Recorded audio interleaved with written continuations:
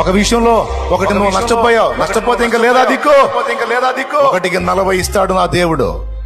ఎందుకు కలత చెందుతున్నావు? ఎందుకు అధైర్యపడుతున్నావు?